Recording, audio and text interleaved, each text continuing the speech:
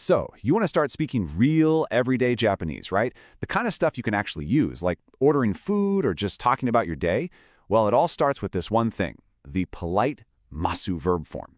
Seriously, if you master this, you've basically unlocked the foundation of Japanese conversation. So let's dive right in. Okay, I know what you're thinking. That word, conjugation, it sounds super intimidating, right? But trust me, the entire system for polite Japanese verbs, the whole shebang, it breaks down into just 3 simple, predictable groups. Once you see the pattern, you've pretty much cracked the code. And here they are, the big 3, ru-verbs, u-verbs, and a tiny little group of irregulars. That's the whole system. So let's just tackle them one by one, and we'll start with the easiest of the bunch.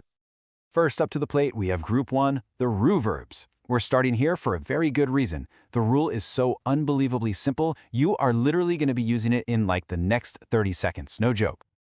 Okay, get ready for this. The rule could not be simpler. Think of it like a quick little swap. For any of these ru-verbs, you just chop off the final ru at the end and plug in masu. That is it. All right, let's take a real-world example. Taberu, which, you probably know, means to eat. We start with the dictionary form, taberu, we drop that final ru, and we pop mas right on the end. And boom, it becomes tabemasu. Just like that, you can now politely say, I eat in Japanese. See? Simple. And the cool thing is, this pattern works every single time for these ru-verbs. So, miru, to see, becomes mimasu.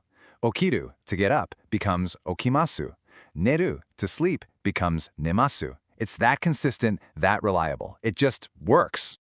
All right, see? One group down, no sweat. You ready for the next one? Let's move on to group 2, the u-verbs. The logic here is almost exactly the same, just with one tiny, easy little twist. So here's the deal with these guys. U-verbs all end on an u vowel sound. Think ku, mu, or su. To make it polite, all you do is shift that vowel from the u sound to an I sound. So that u becomes i, and then you just tack on masu at the end. Let's look at the verb kaku, which means to write. The last character is ku. So we take that u sound and we shift it to an I sound, turning ku into ki. Now we just add masu. So kaku becomes kakimasu. You can now say I write. You're doing it.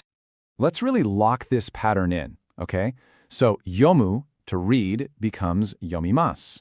Hanasu, to speak, becomes hanashimasu. And iku, to go, becomes ikimasu. You see the pattern?